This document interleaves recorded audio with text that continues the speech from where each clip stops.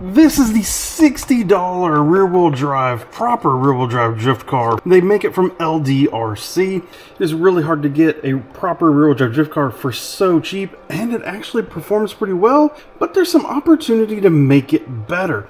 And so in today's video, we are going to be taking a proper gyro and seeing if we can do only just a small change, bypassing the internal gyro, just hooking up a new, better, proper drift gyro, and seeing what that does.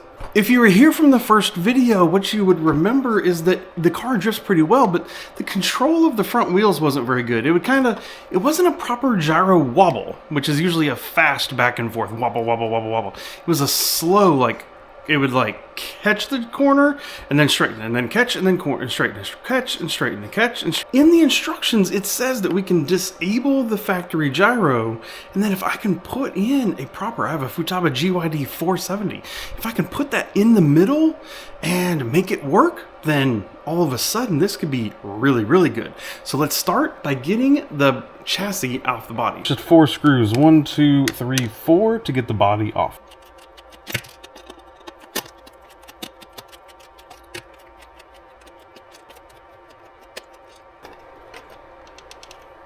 Be careful, of course, because everything here is wired in, so you got to be very careful as you pull the body off. Controller on, I have the car on. Let me flip the car here. Okay, so now it is initialized, and you can see, if you watch the front tires there, you can see the gyro working, okay? Now what it says is that if we hold the B and C buttons here, okay, now that should have disabled the factory gyro. And yes. So if that factory gyro is disabled, then we can probably put a gyro in line with it and have that do the work, and maybe this thing will drive even better. That's what we're here to test. So I'm going to go ahead and turn it back off. Controller and the vehicle, and then we're going to look at it here because the servo is just a 3-wire standard servo. So we're going to unplug it here. And now I'm going to use something like, this is my Futaba GYD 470. And the choice of gyro here is very, very important, because if you use something like, I have the RWD Revox here. Great, great gyro, really do enjoy it, but you have to be able to set the gyro gain from this with the radio, and there is no discrete potentiometer on the radio. Yes, they do give you some ability to control the gyro output with a button press, but it's not what this gyro would need, I don't believe. However, this GYD 470, if you take the gyro gain function out of it, then at that point you set the gyro gain with the potentiometer right here on the front, and I think that will really work. So then with this, the Futaba GYD 470 comes with multiple plugs. This first plug here is the servo output, and so we're going to take the one that we just unplugged. So this is directly from the servo into it. And then the middle one is the gain, which would normally go to a third channel or an auxiliary channel on the controller. We don't have that, so we're going to skip that. And we're going to then go straight to this last plug, which is what we're going to plug back in place where the servo used to be plugged in. Okay, so with that now, we should be operating with this. I'm going to get some double-sided tape and tape it down right here next to the factory circuit board. There's a chance you could potentially also put it up here on the front. It looks like it'll just barely fit in between the moving parts. You do not want to put it on the servo, because any kind of vibrations from the servo will kind of impact it. So you don't want that. I'm going to try it over here and see if the body clears. Now we're going to turn the controller back on. We're going to turn the car back on. Okay. Now, do we have gyro? We do! Oh, we have gyro. Oh, that is exciting. Okay.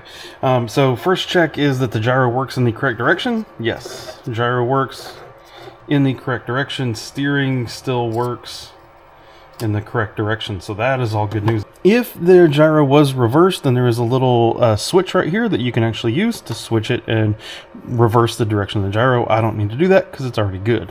What we're going to do now is try to look at the gyro gain. So If I turn it clockwise gently with this potentiometer, that should be all the way up to 100% gyro gain, and it should be very sensitive. Body's back on. I did have to center the steering trim a little bit, and with the Futaba gyro, it's very important. Once you've done that, power off, power back on, and you gotta leave the car alone until that gyro initializes.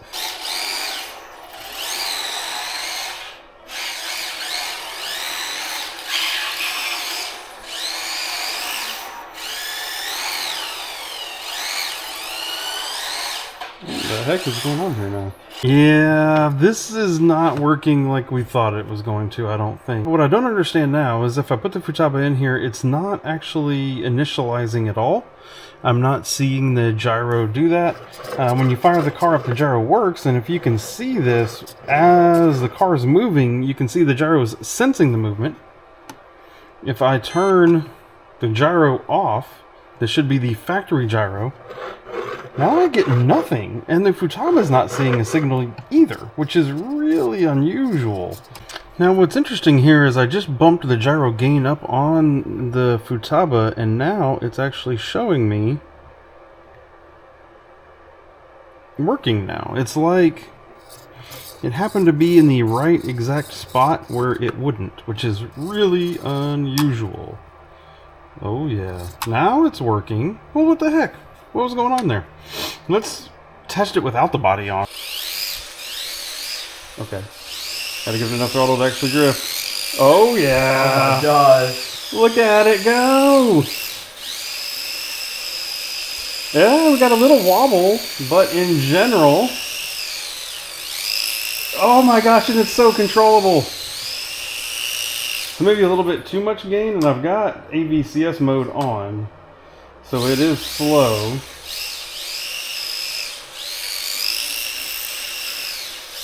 But it's so much more drivable than it was before. Oh, that's amazing. Alright, we gotta get the body on. We gotta try it that way. It works, folks. It really, really works. I can't believe it. Oh man, let me get the body on. So here's what we need to do. We have the controller on. Turn the car on, and you have to leave it alone to let it do all of its initialization. At this point, I believe it still has the factory gyro on. So you have to turn the factory gyro off every time because it defaults to on. And then you're left with just the Futaba gyro.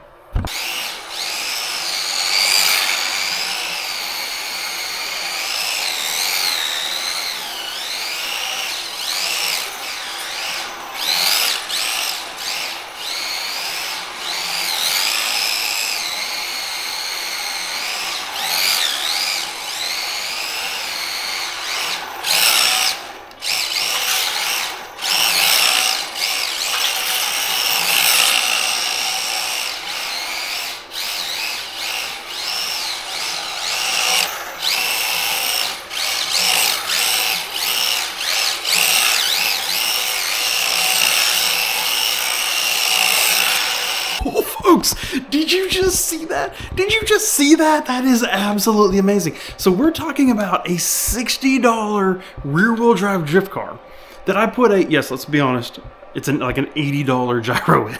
So yes, the gyro costs more than the car does when I bought it, but it is absolutely amazing. So, I don't know, 60 plus 180, we're at like $150 with shipping and all the stuff, right? We're at like $150 in and have a legitimately very good driving rear-wheel drive drift car.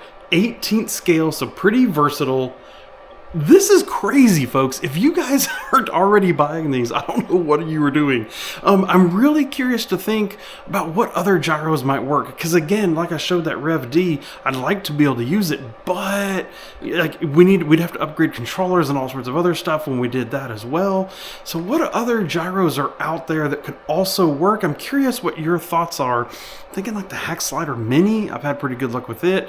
The Onsinki Daruma is one that I like a lot, and I can't remember if it has an onboard potentiometer like that where you can adjust the gain. That might also work and be a little bit cheaper yet than this GYD 470. But seriously, even if you're spending that money to get a better gyro like that, this is as cheap as you can get into proper rear-wheel drive RC drifting. I kind of want to go buy more of them now because this is clearly the RX-7 body. They also have a Nissan NSX, and they have one more, AE86, I think, something like that. I can't remember what the third one is. I kind of want to get one. I have me plus my 2 boys, that 3 of us could be in here having a blast with these things. So you might see more of them. Anyway, I'm curious. I think I'm clearly very excited. This is absolutely awesome. So if you have any other thoughts or ideas about what we've done here, leave them down in the video comments and we'll talk about it. If you want to see anything else that I've done with the drifting, the tech and stuff like that, there'll be a pop-up over here to your right where you can click on one of those buttons and check it out. So thank you and goodbye.